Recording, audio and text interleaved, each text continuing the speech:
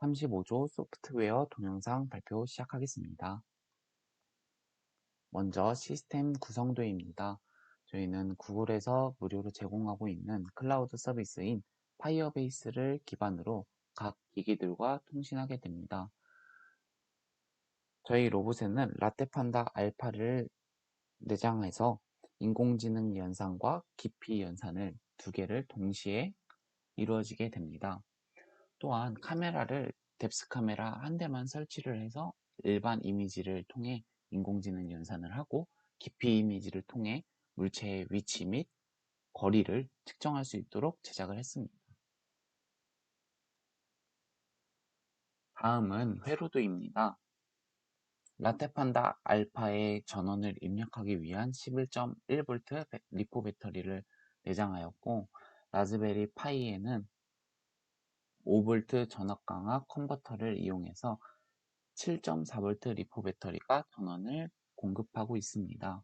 이 7.4V 리포 배터리를 사용한 이유는 이 서브모터 전원으로 12개가 병렬로 연결되어서 들어가기 때문입니다.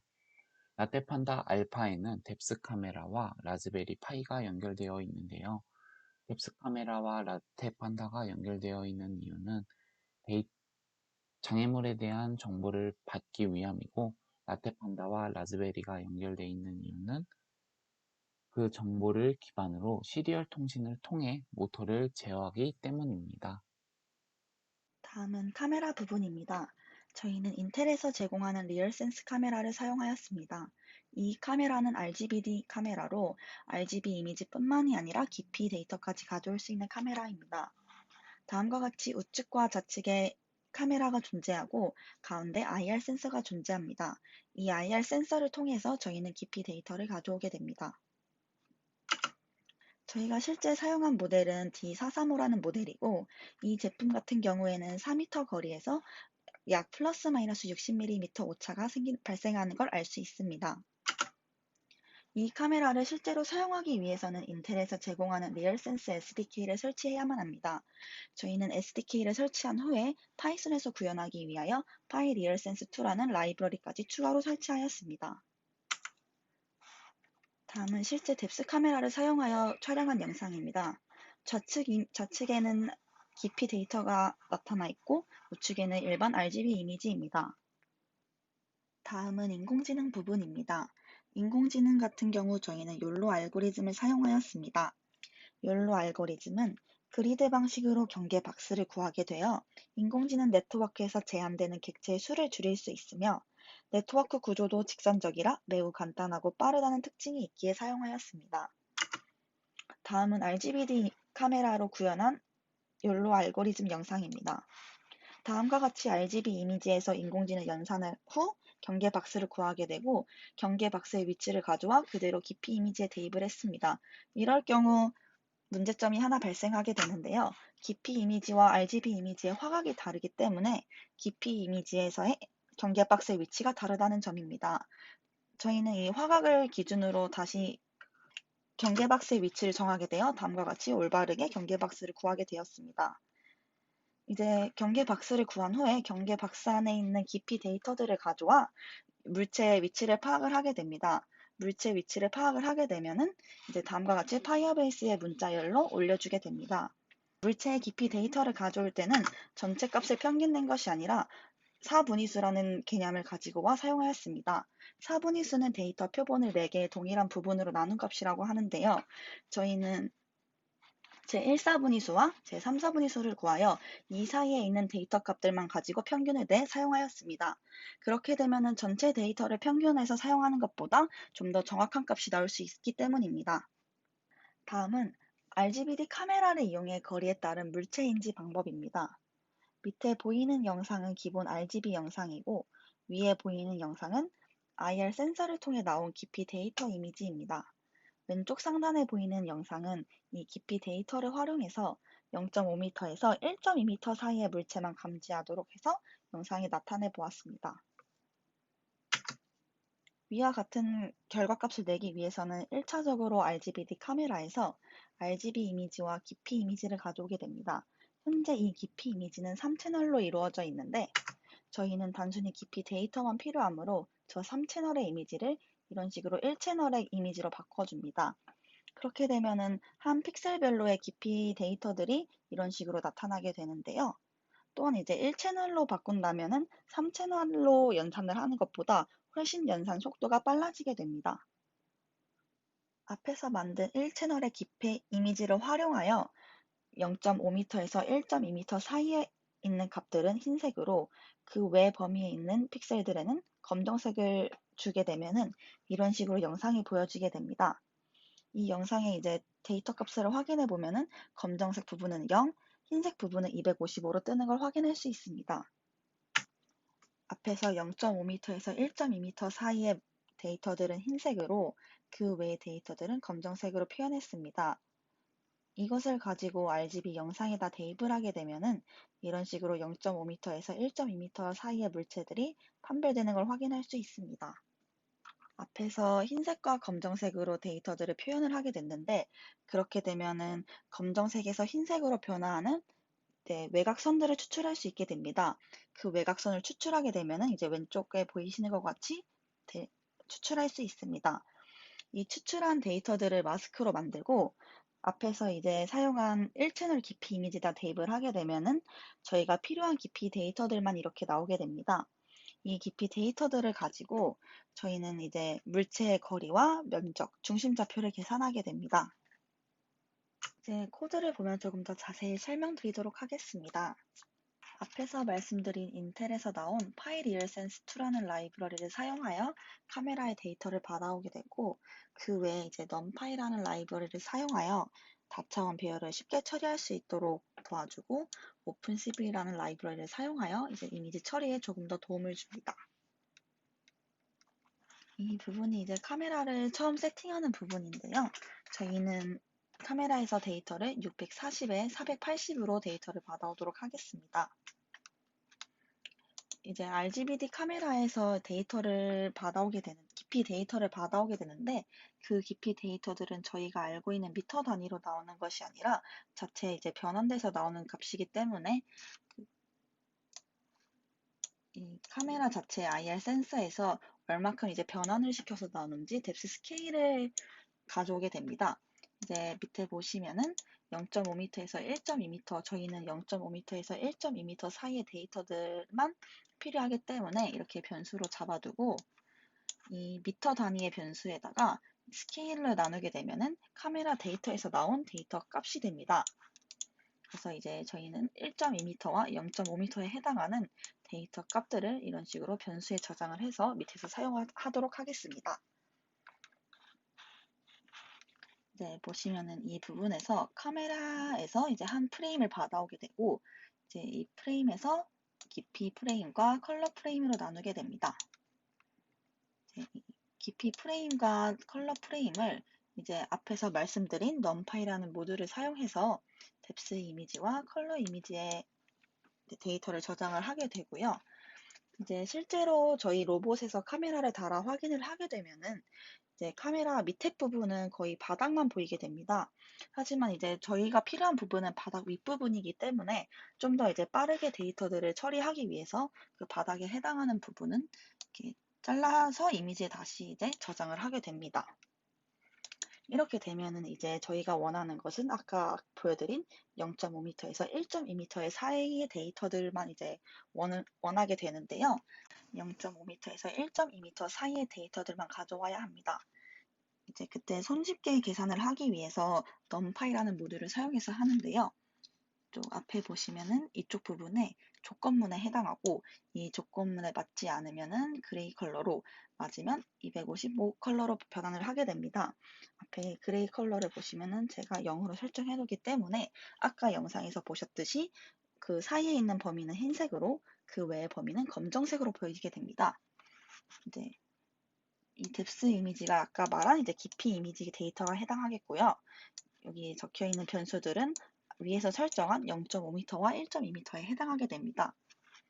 이제 이 데이터들을 이제 확인을 해보면은 32비트로 이루어져 있는데 저희는 이 데이터 이미지를 통해서 물체의 바운더리를 파악하기 위해 오픈CV라는 모듈을 사용하게 됩니다. 오픈1이라는 모드를 사용할 때 32비트의 이미지 데이터들은 이제 사용을 할 수가 없어서 저희가 이제 8비트의 이 데이터 이미지로 이제 변환을 시켜줍니다.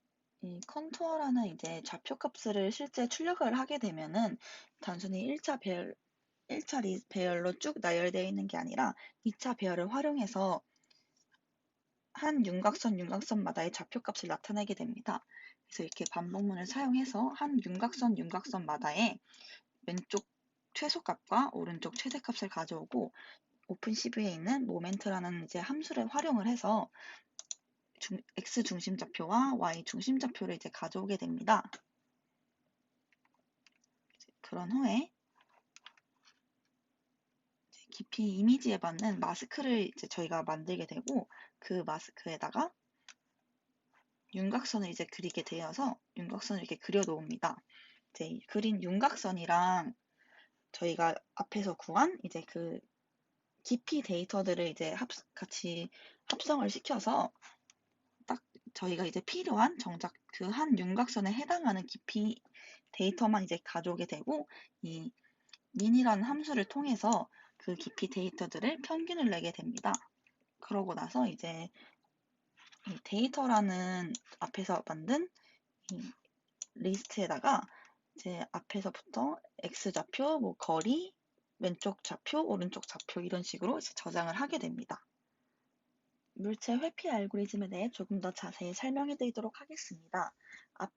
앞에서 이제 RGBD 카메라에서 가져온 데이터를 기반으로 이제 움직이게 되는데 가져온 데이터를 우선적으로 데이터가 있을 경우 그 데이터가 좌측인지 정면인지 우측인지 판별을 하게 됩니다.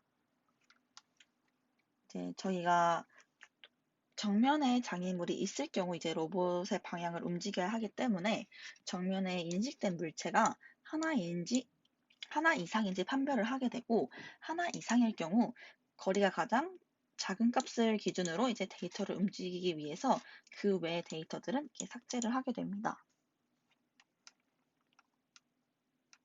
이제 여기서부터 실질적으로 물체 회피 알고리즘이라고 보셔도 되는데요. 가운데 정면에 물체가 있을 경우 그 물체에 해당 왼쪽 끝점과 오른쪽 끝점을 비교하게 됩니다. 왼쪽 끝점이 가운데 범위 안에 들어오고 오른쪽 끝점이 또 가운데 범위 안에 들어올 경우 물체 자체가 이제 정면에 있다고 생각을 해서 로봇이 피할 수 있다고 판단을 했습니다. 이제 피하는 방향을 설정하기 위해서 또다시 이제 왼쪽 방향에 또 다른 물체가 있는지 오른쪽 방향에 또 다른 물체가 있는지 확인을 하게 됩니다. 이제 양쪽 방향 모두 없으면은 랜덤으로 움직이게 시켰고 뭐 왼쪽에 데이터가 있으면 오른쪽으로 오른쪽에 장애물이 있으면 왼쪽 방향으로 피하도록 이렇게 설정을 했습니다. 만약에 혹시나 왼쪽과 오른쪽 모두 데이터가 있을 경우 데이터의 거리를 비교를 해서 더 먼 쪽으로 이제 먼저 피할 수 있도록 이렇게 했습니다. 왼쪽 끝점이 좌측에 들어가고 오른쪽 끝점이 우측 평면에 들어갈 경우 이제 물체가 피할 수 없을 정도로 크다고 판단을 해서 일단 잠시 멈춰서 제자리에서 움직이고 오른쪽이나 왼쪽 방향으로 이렇게 방향을 이제 바꾸도록 설정을 했습니다. 그 외에는 이제 물체가 가운데에 다 들어오진 않지만 빈틈이 있을 경우 그 빈틈이 있는 방향 쪽으로 좌측 또는 우측으로 움직이도록 만들었습니다. 물체 회피 알고리즘을 통해 로봇의 이제 방향을 설정을 했다면은 실질적으로 이제 로봇이 구동하는 라즈베리 파이에 그 데이터를 전송을 해줘야 합니다.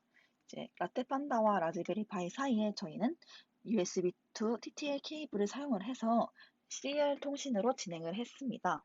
파이썬에서 구현을 하기 위해서 파이 시리얼이라는 이제 라이브러리를 사용을 하였고요. 라떼판다에 있는 시리얼 통신 코드를 보자면 이 부분은 이제 시리얼 포트를 이제 확인을 하는 부분입니다.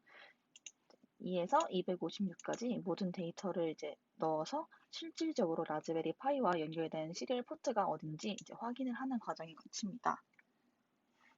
그리고 이제 물체 회피 알고리즘을 통해서 방향을 설정이 됐으면은 이제 그 방향에 대한 값을 보내주게 되는데 이 변수 값들을 이제 위에서 살펴보면은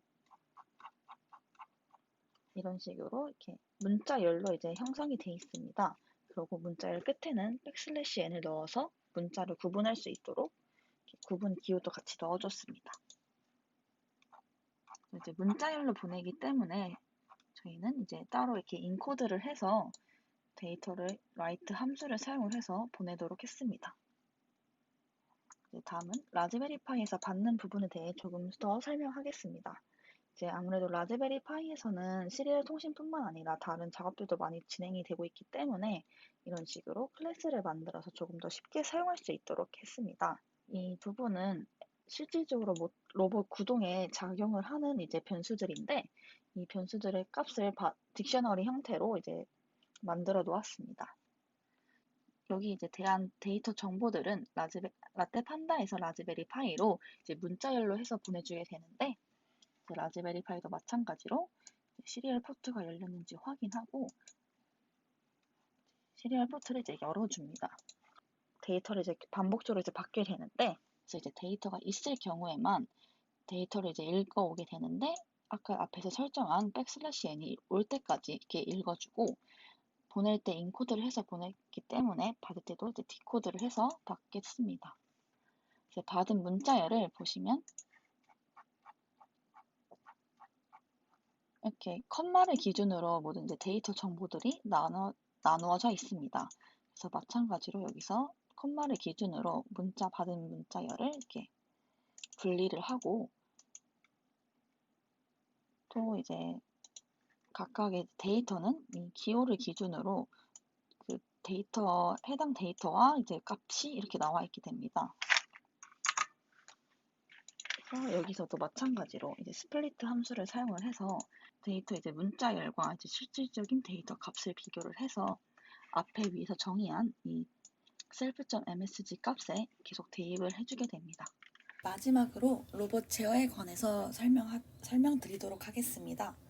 저희 로봇 같은 경우는 이제 런 로봇이라는 메인 프로그램을 가지고 각각 기능별로 클래스를 구현을 하여서 이렇게 여러 가지 클래스들을 임포트해서 사용하는 방식으로 이제 프로그램이 되어 있습니다. 이제 처음 메인 코드에 들어오게 되면은 이제 모터나 이제 저희 로봇에 관한 이제 파라미터들을 기본 설정을 하게 되는데요. 이제 컨피그에 들어가면은 이런 식으로 이제 모터를 꽂은 이제 핀 번호와 이제 주파수나 이제 범위를 설정을 하게 되고요. 여기에 들어가는 부분은 이제 모터를 연결했을 때 왼쪽과 오른쪽이 서로 반대로 되어 있기 때문에 이렇게 서로 여기는 플러스, 여기는 마이너스, 플러스, 마이너스 이렇게 번갈아 가 있습니다. 그래서 이제 밑에 부분 같은 경우는 이제 실제 보행에 있어서 파라미터로 쓰이는 많은 부분들인데요. 이제 이쪽 부분 같은 경우는 실질적으로 이제 로봇에 맞춰서 이제 로봇 길이나 이런 것들을 이제 변수 값으로 이제 만들어 놓은 건데 이제 실제 저희 로봇에 맞춰서 이제 변경을 다 해놓은 값들입니다. 이제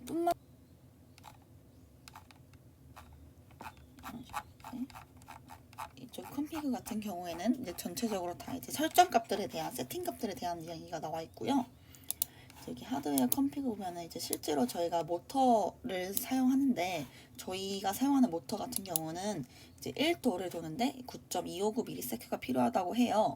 그래서 이제 그 데이터 시트를 확인을 해서 이렇게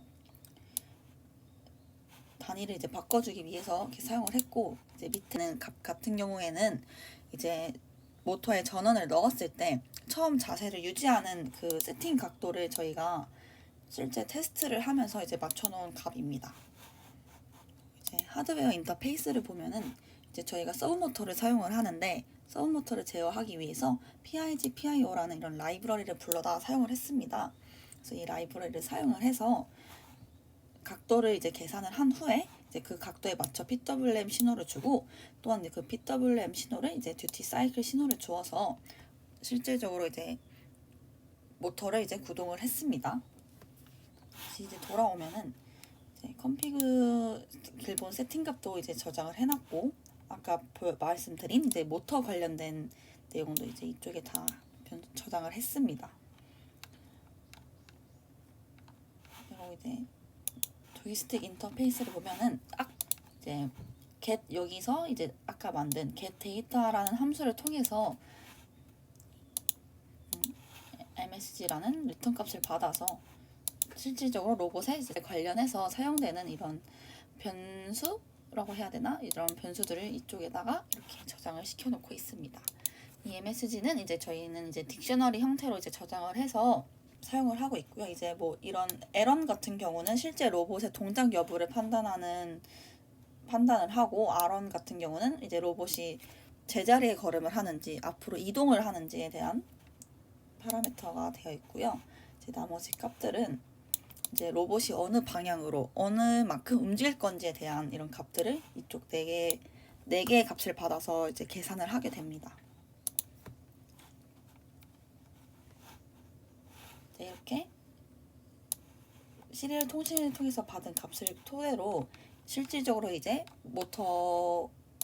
모터와 이제 뭐 여러 기구학적으로 계산을 한 계산식을 통해서 발의 위치를 선정을 하면은 이제 그 발의 위치를 가기 위해서 각각의 모터가 얼마큼 돌아야 하는지 모터의 각도를 설정한 후에 제어를 하게 됩니다. 이제 저희 같은 경우는 저희 로봇은 이제 트롯으로 보행을 하게 되고, 트롯 보행 같은 경우는 이제 총 이제 네 발로 지지하고 있을 때와 이제 두 발로 지지하고 있을 때가 나뉘게 됩니다. 그래서 이제 총 네 발로 지지하고 있을 때는 이런 스탠스 컨트롤이라는 이런 파일을 따로 만들어서 이쪽에 계산식을 이제 계산을 하게 되고, 그 다음 이제 두 발로 지지하는 경우일 때를 이런 스윙 레그 컨트롤이라는 파일을 만들어서 또 클래스를 사용을 해서 이렇게 계산식들을 이제 정리를 해 놓았습니다. 이런 식으로 이제 대여가 되고 있습니다. 다음은 어플리케이션 구성입니다. 맨 위에는 편리한 주변 사람들의 도움을 받기 위해서 지도를 표시를 했습니다. 이 지도에는 현재의 위치와 출발지 그리고 목적지까지 표시될 수 있도록 저희가 기능을 구현했습니다. 또 지도 아래에는 사용자가 GPS 값 수신으로 그 수신 값을 STT를 통해 글로 적어 놓은 화면입니다. 그 오른쪽에는 앞으로 어디로 가야 할지에 대한 방향 이미지로 나타냈습니다. 그 밑에에는 앞에 장애물이 있다면 어떤 장애물이고 얼마나 떨어져 있는지에 대한 정보를 알려줄 수 있도록 저희가 표시를 했습니다. 그 왼쪽에는 저시력자들을 위해서 길 안내 멘트를 저희가 텍스트로 제작을 했습니다. 어플리케이션 기능을 실행하기 위해서는 지도 아래에 화면을 한번 터치한 다음에 원하는 기능을 구현할 수 있습니다. 다음은 기존 어플리케이션과 지금의 어플리케이션의 차이입니다. 저희는 기존보다 이번에는 시각장애인분들이 도움을 더 받을 수 있도록 생활 서비스 추가 기능을 추가했습니다. 그래서 어플리케이션을 한번 터치한 다음에 도우미라고 말하게 되면 자동으로 복지사 또는 복지관에 전화 연결이 되는 기능을 추가를 했습니다. 이뿐만 아니라 시각장애인 분들이 콜택시를 많이 이용한다는 사실을 알게 되어 음성으로 콜택시라는 명령을 인식하게 변경을 했습니다. 콜택시 명령 또한 앞서 말씀드린 도우미 기능과 동일한데요. 자동으로 콜택시 회사에 연결되어서 콜택시를 손쉽게 부를 수 있도록 제작을 했습니다.